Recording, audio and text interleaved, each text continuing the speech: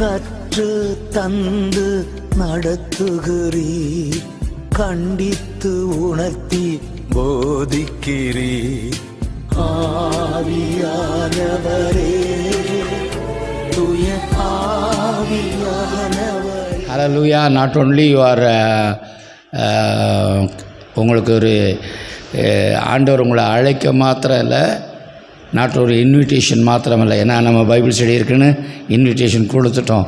ஆனால் அழைக்கப்பட்டவர்கள் என்ன இருந்தாலும் தெரிந்து கொள்ளப்பட்டவர் சிலர் தான். எனவே உங்களுக்காக நான் கர்த்தரை ஸ்தோத்திரிக்கின்றேன். ஒரு நோக்கம் இல்லாமல் கர்த்தர் எதையுமே செய்கிறதில்லை. இந்த மாலை வேளையிலும் இரவு வேளையில் கர்த்தர் நம்மோடு கூட இடைப்படுவார். கொஞ்சம் உங்களுடைய இருதயத்தை திறந்து கொடுங்கள். உங்களுடைய வெறும் வார்த்தையே அல்ல. எப்படி அந்த பிள்ளை வந்துட்டு விடாமல் தொடர்ந்து நான் தள்ளினாலும் சரி, ரெஃப்யூஸ் பண்ணாலும் சரி, ஐ ட்ரை டு அவாய்ட்.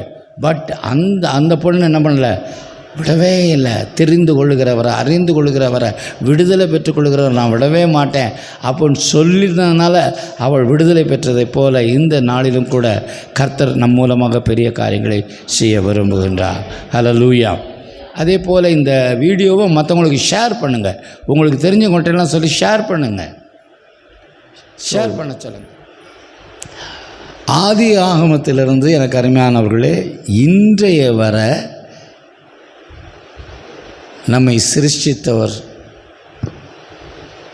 நம்மை சிநேகித்து கொண்டே இருக்கின்றான். ஹல்லேலூயா.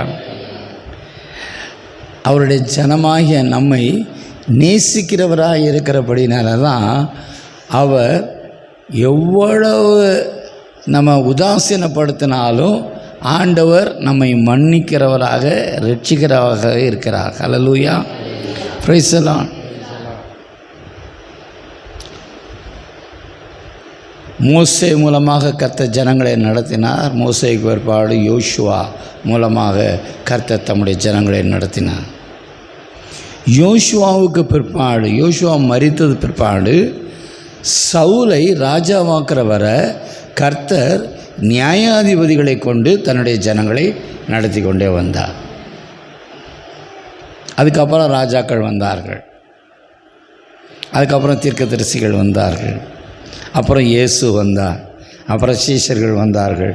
இன்று வர பரிசுத்த ஆவியானவர் தம்முடைய ஜனங்களை நேர்த்தியாக, அருமையாக, அழகாக, ஆசீர்வாதமாக நடத்தி கொண்டிருக்கின்றார். ஹல்லேலூயா. Praise the Lord.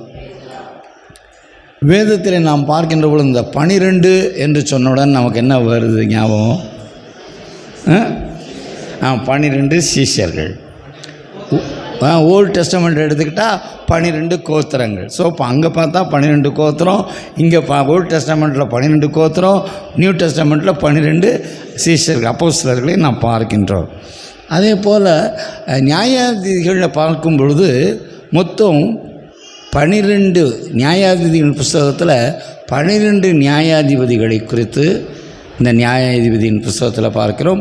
அதோடு கூட ஏலியும் சாமுவேலும் தேவனால் தன்னுடைய ஜனங்களை நடத்துகிறவர்களாக அழைக்கப்பட்டிருந்தார்கள். ஏலியும் சாமுவேலும் நியாயாதிபதியின் புஸ்தகத்தில் இல்லை, ஆனாலும் அவர் தம்முடைய ஜனங்களை நடத்துவதற்கு கர்த்தர் ஏலியையும் சாமுவேலையும் பயன்படுத்தினார். ஹல்லேலூயா. அப்போ அந்த 12 நியாயாதிபதிகள் யார் என்று பார்ப்போம் என்று சொன்னால், ஒத்தானியல், ஏகூத்,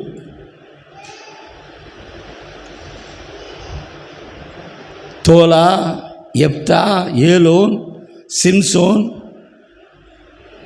என்று பார்க்கின்றோம். அவங்களாம் ரொம்ப நோட்டபிள் பர்சன்ஸ். ஏகூத்தை பற்றி தெரியும், யாரை தெரியுதோ தெரியல. சிம்சோனை பற்றி எல்லாருக்குமே தெரியும். எப்தாவை பற்றி ஓரளவுக்கு உங்களுக்கு தெரியும். ஆனால் ஒரு சில பேரை யாருன்னே தெரியாது. கொஞ்சம்தான் அவங்களுடைய பார்ட் வந்துட்டு கொஞ்சமாக தான் இருக்கும். இந்த ராத்திரி வேளையில் கர்த்தருடைய ஆவியானவர் நமக்கு சொல்லுகிறதான ஒரு காரியம், ஒரே அதிகாரத்தில் சொல்லுங்கள், ஒரே வசனத்தில் ஒரே ஒரு முறை சொல்லப்பட்ட ஒரு மனுஷனை குறித்து தான் இப்போ நம்ம பார்க்க போகின்றோம். ஹல்லேலூயா. Praise the Lord. அவன் பேர் தான் சம்கார். அவர் பேர் என்னது? சாம்பாரா? சம்கார். சம்கார் என்று சொன்னாவே அதற்கு என்ன அர்த்தம் என்று சொன்னால் ஸ்வாட், பட்டை. நியாயாதிபதிகளில் 3வது நியாயாதிபதியாய் சொல்லப்படுகிறவன் தான் சம்கார். முதல்ல ஒச்சானியல், அதுக்கடுத்து ஏகூத், அடுத்து சம்கார், 3வது நபர்.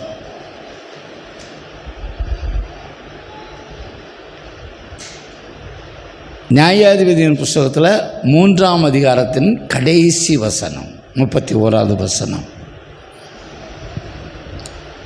அவனுக்கு பிற்பாடு ஆனாத்தின் குமாரன் சம்கார் எழும்பினான். அவன் பெலிஸ்தரில் 600 பேரை ஒரு தாற்றுக்கோளால் முறிய அடித்தான். அவனும் இஸ்ரவேலை ரட்சித்தான். Hallelujah, hallelujah, praise the Lord.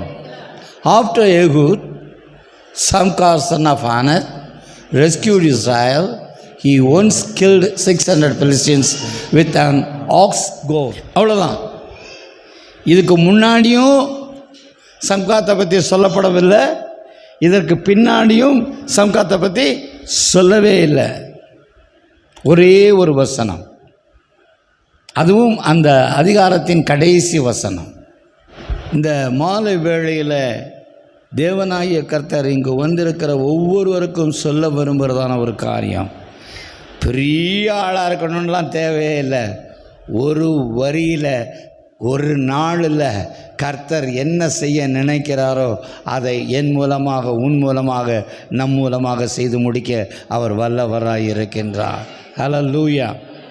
Take it a word with a burden. ஒரு பாரத்தோடு கர்த்தருடைய வார்த்தையை எடுத்துக்கொள்ளுங்க. என்னால் முடியலை, என்னால் முடியலை, என்னால் முடியலை. நிச்சயமாக உன்னால் முடியாது. ஆனால் நீ என்னால் முடியாது என்கிற எண்ணத்தை விட்டு எழும்புவா என்று சொன்னால், கர்த்தருக்காக நான் ஏதாவது செய்ய வேண்டும் என்கிற ஆர்வத்தோடு, ஆசையோடு, வைராக்கியத்தோடு கூட நீ எழும்புவாய் என்று சொன்னால், கர்த்தர் உன்னை பயன்படுத்த ஆசையுள்ளவராக இருக்கிறார். ஹல்லேலூயா.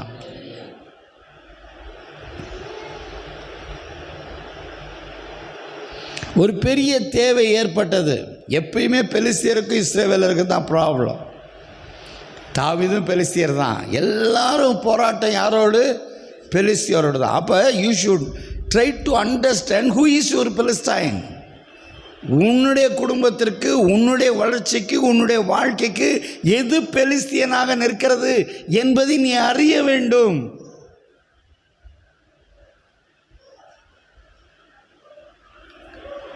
பவுல் சொல்லுவான், காலத்தை பார்த்தா போதகர்களாக இருக்க வேண்டிய நீங்கள், காலத்தை பார்த்தா பெரிய வெற்றி ஸ்டாண்டில் நிற்க வேண்டிய நீங்கள், நம்ம இன்னைக்கு அடிபணிந்து நிற்கிறதுக்கு காரணம் என்ன?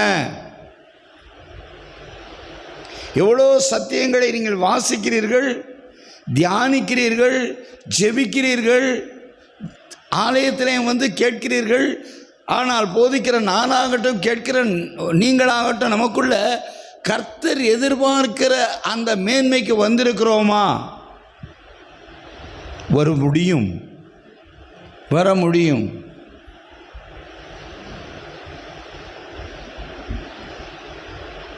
எனவே தேவைகள் ஏற்பட்ட உடனே எவன் எழும்புகிறானோ அவனை கர்த்தர் எப்படிப்பட்டவனாக இருந்தாலும், எண்ணத்தை கொண்டாகிலும் அவனை கொண்டு பெரிய காரியங்களை கர்த்தரால் செய்ய முடியும். ஹல்லேலூயா.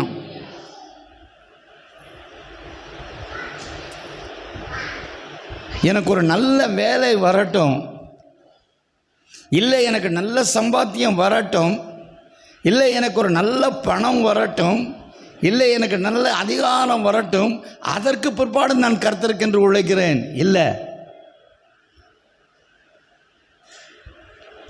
அவன் மாடை ஓட்டிட்டு போகிறான், காலையில் மாடை ஓட்டிட்டு போகிறான்.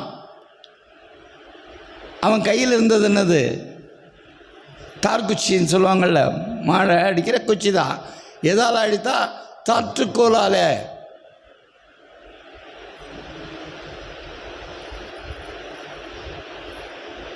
அவன் நினைச்சே பார்த்துருக்க மாட்டான். அந்த குச்சியை வச்சு சொல்லுங்க, எனக்கு கர்த்தரை வந்துட்டு AK-47 கொடுக்கட்டும், அப்புறம் நான் போய் சண்டை போடுறேன்னு சொல்லலை. கர்த்தர் எனக்கு எக்ஸ்ட்ரா எனர்ஜி கொடுக்கட்டும், கர்த்தர் எனக்கு எக்ஸ்ட்ரா பவர் கொடுக்கட்டும், இருக்கிற பலத்தோட போன்னு சொல்கிறவர் ஆண்டவர். Hallelujah. So we Christians, we believer இன்னும் உணராமல் இருக்கிறது எப்படி? Is longing. கர்த்தர் ஏங்கி கொண்டிருக்கிறார். அவருடைய வருகை தாமதமாகிறதுக்கு காரணம் நீங்களும் நானும் தான். எத்தனை பேர் தாழ்மையாக ஒத்துக்கிறோம்?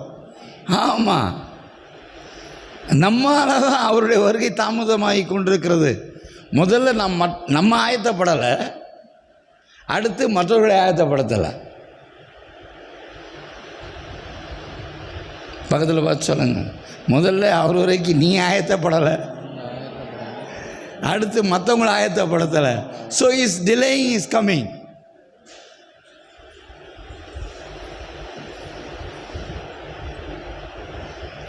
அப்போ எதிரியாகிய பெலிஸ்தியரை அழிக்க வேண்டியன்னா அவர் முடிச்சிட்டாரு, அவர் மரித்து விட்டார், அவருடைய காரியம் முடிஞ்சிருச்சு. இப்போ ஒருத்தர் தேவை, கர்த்தருடைய காரியத்தை செய்வதற்கு ஒருத்தர் தேவை. இப்போ அந்த அருமையான மகன் சொன்னான்ல, எனக்கு அடுத்து யாரும் இல்லையே, உதவி செய்கிறதுக்கு யாரும் இல்லையே. அப்போ தேவை இருக்கிறது, ஆனால் யாருமே இல்லை. அதனால் என்னுடைய தேவைகள் கூட எனக்கு பெருசாக இல்லை, நான் இங்கே இருந்துக்கிறேன். ஏன்னா கர்த்தருடைய சேவை முக்கியம், கர்த்தருடைய ஊழியம் முக்கியம். இப்படிப்பட்ட மனநிலை உள்ளவர்களை கர்த்தர் இந்த நாளில் எதிர்பார்க்கின்றார். ஹல்லேலூயா. See, one chapter in one verse, ஒரே அதிகாரம், ஒரே வசனம், அந்த ஒன்றில் அவன் என்னெல்லாம் செய்யணுமோ செஞ்சு முடித்து விட்டான். அருமையானவர்களே,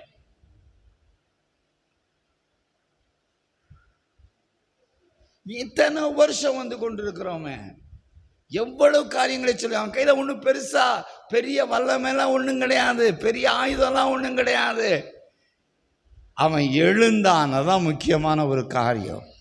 அந்த தேவையை அறிந்த உடனே, தேவனை அறிந்த உடனே, தேவைகளை அறிந்த உடனே, தேவனுக்கு எதிரான நிற்கிறதான காரியங்களை அழிக்க வேண்டும் என்கிறதான ஒரே நோக்கத்தோடு கூட எழுந்தான். கர்த்தர் அவன் இருக்க சாதாரண அந்த தார்குச்சியை வச்சு எத்தனை புகலிஸ்தர் கொண்டா? 600. எத்தனை எத்தனை 600. எத்தனை 600. எத்தனை 600. ஹல்லேலூயா. So he was the man to ready. தேவனுடைய சித்தத்தை செய்வதற்கு அவன் ஆயத்தம் உள்ளவனாய், ஆசை உள்ளவனாய் இருந்தான். இங்கே தாங்க ப்ராப்ளம். நமக்கு ஆசையும் இல்லை, ஆர்வமும் இல்லை, விருப்பமும் இல்லை. Don't be a Sunday Christians. ஒரு நோக்கம் இல்லாமல் தேவன் என்னை ஊழியக்காரனாய் அழைக்கவில்லை. என்னை அழைத்த அதே கர்த்தர் உன்னையும் அழைத்திருக்கிறார். என்னை காட்டிலும் நீங்கள் அதிகமாக கர்த்தருக்கென்று பயன்படுவதற்காக.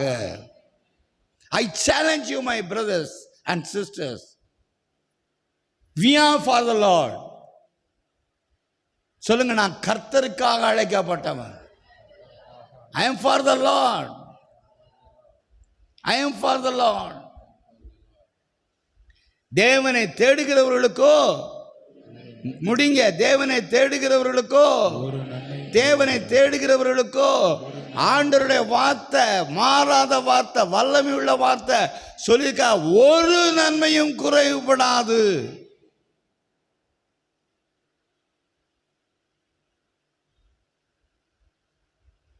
இன்னைக்கு அதிக தேவை, அன்னைக்கு இருந்ததை காட்டிலும் இன்னைக்கு தேவைகள் அதிகம்.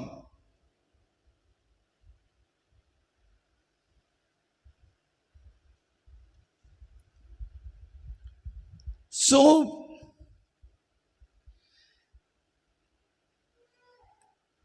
தேவைகள் ஏற்பட்ட உடனே சம்கார் அதை நிறைவேற்றுவதற்கு எழுந்து நின்றான். ஹல்லேலூயா. He was ready to serve God. அருமையான மகளுக்காக ஸ்தோத்திரம். ஆள் இல்லையே, வந்தாலும் இப்போ வர முடியாத சூழ்நிலை இருக்காங்களே.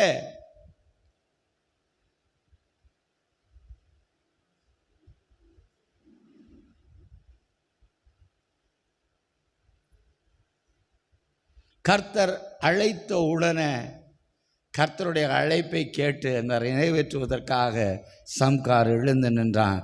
எனவே கர்த்தர் என்ன பண்ணார்?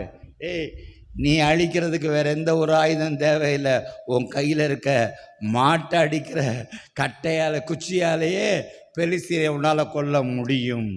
ஹல்லேலூயா. எனக்கு எக்ஸ்ட்ரா எனர்ஜி வரட்டும் ஆண்டவரே, எக்ஸ்ட்ரா பலன் வரட்டும் ஆண்டவரே. இந்த ராத்திரி வேளையில் தேவனாகிய கர்த்தர் தன்னுடைய சித்தத்தை செய்வதற்கான பாரமுள்ள மக்களை, ஆர்வமுள்ள மக்களை தேடுகின்றார். ஹல்லேலூயா. அது நீயாக இருப்பாய் என்று சொன்னால் கர்த்தருக்கு ஸ்தோத்திரம். நான் அது நீதான்னு சொல்ல மாட்டேன். சொல்ல வேண்டியது என்னுடைய வேலை, எடுத்துக்கொள்ள வேண்டியது நீ. எவ்வளோதான் சொன்னாலும் நம்ம இன்னும் அந்த பழைய அந்த பாரத்திலேயே தான் இருந்து கொண்டு இருக்கிறோம். வெளியே வாங்கன்ற ஐ சேலஞ்ச் யூ வந்து பாருன்னு சொன்னான்ல, அதே வார்த்தையை தான் நான் இங்கே இருக்கிற உண்மையான பாரமுள்ள மக்களாகிய உங்களை பார்த்து, வார்த்தை மேலே வாஞ்சி உள்ள மக்களாகிய உங்களை பார்த்து நான் சொல்கிறேன். வார்த்தை மேலே வாஞ்சி வைப்பது நல்லது. அந்த பிள்ளை சொன்னா வார்த்தையெல்லாம் நல்லா தான் இருக்கு சொல்கிறதுக்கு. நீங்கள் சொன்னீங்க சொல்கிறவங்களாக மாத்திரம் கேட்குறவங்களாக மாத்திரம் இருக்காதீங்க, செயல்படுகிறவங்களாக இருங்கன்னு சொன்னீங்க. நீங்கள் சொல்கிறது சந்தோஷமாக இருக்கு, ஆனால் செயல்பட முடியலையே. அந்த பிள்ளை கேட்குறா.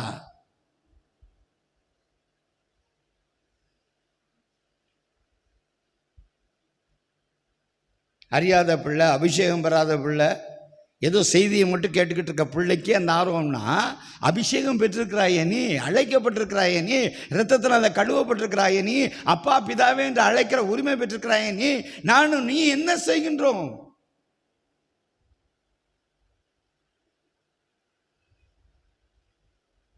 எல்லாத்தையும் ராங் இன்டர்பிரிட்டேஷன், தவறாக நமக்கு சாதகமாக கர்த்தருடைய வார்த்தைகளை நாம் திரித்துக் கொள்கின்றோம், எடுத்துக்கொள்கின்றோம்.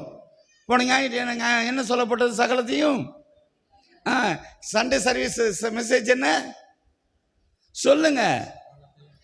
கர்த்தர் புதுசாக திறக்க போறார். எல்லாம் நியூ ஓப்பனிங் வரப்போகுது. அதுக்கு முன்னாடி என்ன செய்யணும்னு சொன்னார். அதை நம்ம எடுத்துக்கொள்கிறதே இல்லை, அதை நாம் அறிந்து கொள்கிறதே இல்லை. எனக்கு புதுசு வரப்போகுது. எப்போ புதுசு வரும், எப்படி புதுசு வரும்ன்றதே ஆண்டவர் சொல்லியிருக்கிறார். ஆனால் நம்ம மேலையும் வெட்டிட்டு கீழையும் வெட்டிட்டு ஒன்றை மட்டும் பிடிச்சிக்கிட்டு நிற்கிறோம். எல்லாம் புதுசாக வரப்போகுது. உங்களே நீங்கள் ஏமாற்றிக் கொள்ளாதீர்கள்.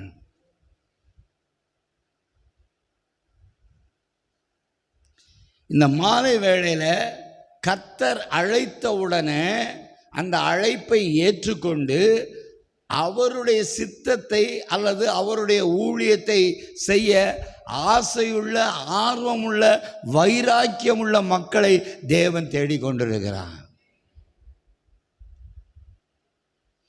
ஒரு ஆமென் சொல்றதுக்கு முன்னாடி யோசிச்சு பார்த்து ஆமென் சொல்லுங்க. நம்முடைய வாயின் வார்த்தைகளே நம்மை என்ன பண்ணும்? கடைசி நாளில் நம் நியாயம் தீர்க்கும்.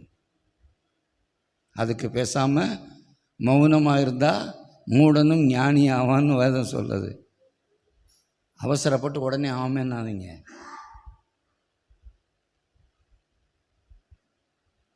அப்போ அப்படிப்பட்டவர்களை கர்த்தர் பயன்படுத்த விரும்புகிறான்.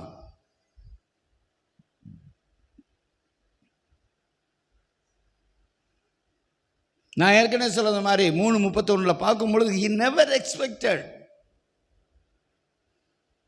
மாடுகளை ஓட்டிட்டு போகும்போது ஆண்டவர் அவனை பயன்படுத்த விரும்பினார். உடனே அவன் என்ன செய்தான்? எழும்பினான். அல்லேலூயா சொல்லுங்க, எழும்பினான். இந்த ராத்திரி வேளையில் தேவனுடைய வார்த்தையை கேட்டுக்கொண்டிருக்கிறதா நீ, தேவன் உன்னோடு கூட பேசி கொண்டிருக்கிறார் என்பது உண்மையாக நீ உணர்வாய் என்று சொன்னால், இன்னைக்கு இந்த ராத்திரி வேளை இப்பயே ஒப்புக்கொடு. I will rise up. ஆண்டவருடைய வார்த்தையே அரைஸ் அண்ட் ஷைன் தான். ஹல்லேலூயா. எழும்புனா தான் நீ பிரகாசிக்க முடியும். இல்லாட்டா பேரில் தான் பிரகாசம் வச்சுக்கலாம். எழும்பணும், கர்த்தருக்காக எழும்பணும். வைராக்கியமாய் எழும்பணும். நம்முடைய தேவைகள் நிறைய இருக்கலாம், நமக்கு நெருக்கங்கள் நிறையா இருக்கலாம், நம்முடைய கஷ்டங்கள் நிறையா இருக்கலாம். ஆனால் அதெல்லாம் தூக்கி போட்டுட்டு கர்த்தருக்காக எழ நீ விரும்புவாய் என்று சொன்னால், கர்த்தர் அவனை கொண்டு செய்த காரியத்தை காட்டும் உன்னை கொண்டு பெரிய காரியங்களை செய்ய விரும்புகிறான். ஹல்லேலூயா, பிரைஸ் தி லார்ட்.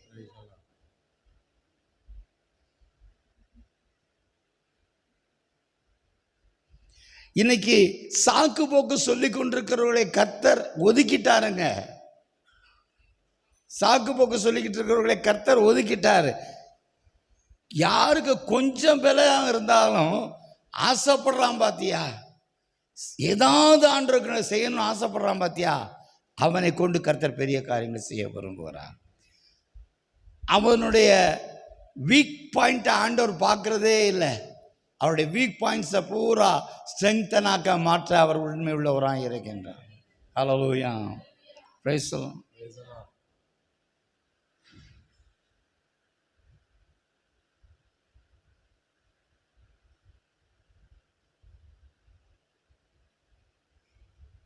நாம் ஏசாயாவின் புஸ்தகத்தில் பார்க்கின்றோம். ஏசாயாவின் புஸ்தகம் 6ஆம் அதிகாரம் 7வது வசனம் வாசிங்க. போடலாமா முதல்ல? அதனால் என் வாயை அப்பொழுது சேராபீன்களில் ஒருவன், அதுக்கு முன்னாடியும் போயிடுவோம், அப்பொழுது அதுக்கு முன்னாடியும் போயிடுவோம். கூப்பிடுவர்களின் சத்தத்தால் வாசல்களின் நிலைகள் அசைந்து ஆலயம் புகையினால் நிறைந்தது. Okay, full of presence. ஆலயத்தில் எப்படின்னா இருக்கு? தேவனுடைய மகிமையான பிரசன்னம் நிறைந்திருக்கிறது. நாம் ஒவ்வொரு விஷயம் தேவனுடைய ஆலயத்துக்கு வருகின்ற பொழுதும் அவருடைய பிரசன்னத்தை நாம் உணர்கிறோம். தேவ பிரசன்னம் அப்படி நிரம்பி இருக்கிறது. நிரம்பி இருந்த உடனே அவன் என்ன சொல்றான்? அப்பொழுது நான், ஐயோ அதமானே, நான் அசுத்த உதடு, I am a sinful man. தமிழ்ல கூட சரியில்லை. அசுத்த உதடா, அசுத்த உள்ளமுள்ள மனுஷன். That means I am a sinner. நான் பாவமான மனுஷன், நான் பாவியான மனுஷன். I have a filthy lips and I live among a people with filthy lips. நானும் அப்படிதான் இருக்கேன், என்னோட இருக்கிறவங்களும் நான் வாழுகிறதான மக்களும் அப்படியாகத்தான் இருக்கிறாங்க. ஆனாலும் அந்த சிங்காசனத்தில் இருக்கான் ஆண்டவரை, ராஜாதி ராஜாவை கண்டுட்டேன், ஐயோ நான் அதமானேன் என்று சொல்லி அடுத்தது.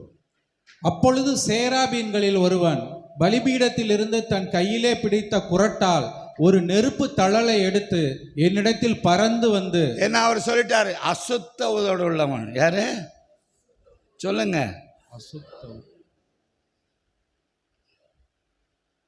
காரணம் சொல்லாத, அசுத்த உதடுன்னு தானே சொல்ற.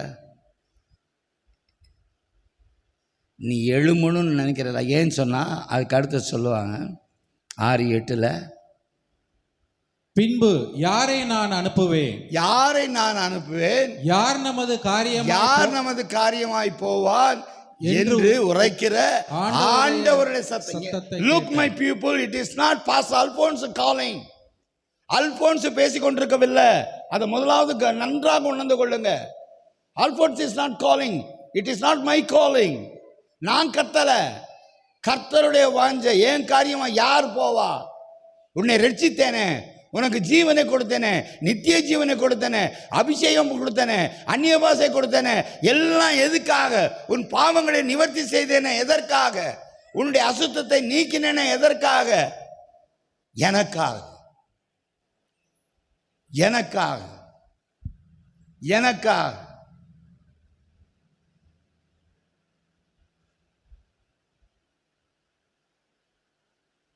ஆண்டவருடைய சத்தத்தை கேட்ட உடனே அவன் என்ன சொன்னான்? இதோ அடியேன் இருக்கிறேன், என்னை அனுப்பும். ஹல்லேலூயா. Who will go for us? I said, here I am, send me. இன்னைக்கு இப்படிப்பட்டவங்களை தான் ஆண்டவர் தேடிக்கிட்டு. சும்மா வந்து உட்காந்துட்டு பிரசங்கம் கேட்குற ஆட்களே கர்த்தர் எதிர்பார்க்கவே இல்லை. நீங்களும் நானும் நினச்சிக்க கூடாது, பரவாயில்ல ஞாயிற்றுக்கிழமை ஆராதனைக்கு வராங்க, பைபிள் ஸ்டடி காட்சி வர்றாங்களே. இல்லை, உட்காந்து பிரசங்கம் கேட்குற ஆட்களே அல்ல. என் காரியமாக யார் போவான்? நான் வர்றேன் ஆண்டவரை. இன்னைக்கு யார் தேவை ஆண்டவருக்கு? யார் தேவை? நான் வர்றேன் ஆண்டவர் என்று சொல்லுகிறவர்கள் தேவை. என்ன, எனக்கு அவர் கொடுக்காத ஒன்றுமே இல்லை, எனக்காக செய்யாத ஒன்றுமே இல்லை. அவர் எல்லாவற்றையும் செய்து முடித்ததுனால தான் சிலுவையில் கடைசியாக சொன்னார், எல்லாம் முடிந்தது. இவனுக்கென்று செய்ய வேண்டிய எல்லாவற்றையும் நான் செய்து முடித்து விட்டேன், இவளுக்கென்று செய்ய வேண்டிய எல்லாவற்றையும் நான் செய்து முடித்து விட்டேன். Everything is finished. எதுவுமே அறகுறையா வச்சுட்டு போகல என் ஆண்டவர், எல்லாவற்றையும் செய்து முடிச்சிட்டு இனிமே நீ செய்ய வேண்டும் என்பதற்காக கர்த்தர் உன்னை என்னை ரட்சித்திருக்கிறார் என்று சொல்கிறவர்கள் மாற்றும் கரங்களை உயர்த்தி கர்த்தருக்கு நன்றி செலுத்துங்க. 6-7 போடுமா. அதனால் என் வாயை தொட்டு, இதோ இது உன் உதடுகளை தொட்டதினால் உன் அக்கிரமம் நீங்கி உன் பாவம் நிவிர்த்தியானது என்றார். அப்ப அக்கிரமத்தை நீக்கினது எதுக்காக, பாவத்தை நிவர்த்தி செய்தது எதுக்காக, அவர் காரியமாய் போவதற்காகவே கர்த்தர் அன்று ஏசாயாவை தொட்டதை போல இன்று என்னையும் உன்னையும் கர்த்தர் தொட்டிருக்கிறார். எத்தனை பேர் ஆமென் சொல்ல போறீங்க? அப்ப இன்னைக்கு கர்த்தர் கேட்கிறார், மறுபடியும் சொல்ற, கர்த்தர் சொல்லுகிறார் என்று தான் வசனம், அல்போன்ஸ் இல்ல. கர்த்தர் கேட்கிறார், என் காரியமா யார் போவா? What will be your answer? What will be my answer?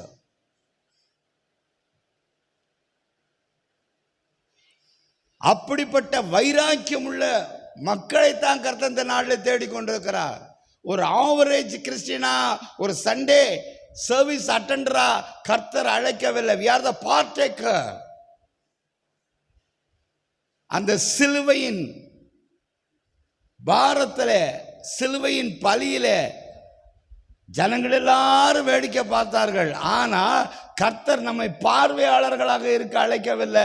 அவருடைய சிலுவையை சுமந்து அவரோடு கூட நடந்து அந்த மீட்பை கொடுக்கக்கூடிய பங்காளிகளாக இருக்க கர்த்தர் உன்னையே என்னை அழைத்திருக்கின்றார். சபையே மனம் திரும்பட்டும், நானும் சரி நீங்களும் சரி. இதை உங்களை நான் வேறு விருத்தி பார்க்கவில்லை, என்னமோ நீங்கள்லாம் கேட்டவங்க நான் நல்லவன் அப்படின்னு சொல்லல. நமக்குள்ள அந்த என்ன இல்லை, அந்த பாரம் இல்லை, அந்த வைராக்கியம் இல்லை. நாம் நமக்காக வாழ அழைக்கப்படவில்லை, அவருக்காக வாழவே நாம் அழைக்கப்பட்டோம். எதற்காக என்னுடைய உதடுகளை தொட்டார்? எதற்காக என்னுடைய அக்கிரமத்தை நீக்கினார்? எதற்காக என் பாவத்தை நிவர்த்தி செய்தார்? அவருக்காக, அவரை இந்த உலகத்திற்கு கொண்டு செல்வதற்காக. இந்த ராத்திரி வேளையில் பரிசுத்த ஆவியானவர் உனக்குள்ள கிரியை செய்யட்டும். இந்த செய்தி கேட்கொண்டிருக்கிறவர்களுக்கு கிரியை செய்து கொண்டிருக்கட்டும். காலம் நெருங்கி விட்டது. இன்னும் நம்ம அப்படியே சொல்லிக்கொண்டு இருக்க, எனக்கு அது இருக்கு, இது இருக்கு, அப்படி இருக்கு, இப்படி இருக்கு அப்படின்னு சொல்லி கொண்டிருக்கிற நேரம் இல்லை. உன் வீக் பாயிண்டே சொல்லிக்கிட்டு இருக்க நேரம் இல்லை. உன்னுடைய பலவீனத்தையே சொல்லிக்கிட்டு இருக்க நேரம் இல்லை. உன் பலவீனத்தை சொல்லு, கர்த்தர் பலவீனத்தை பலமாய் மாற்றுகிறார். அல்லேலூயா. ஏன்? அவருக்காக ஓட வேண்டிய நேரம் வந்துருச்சு.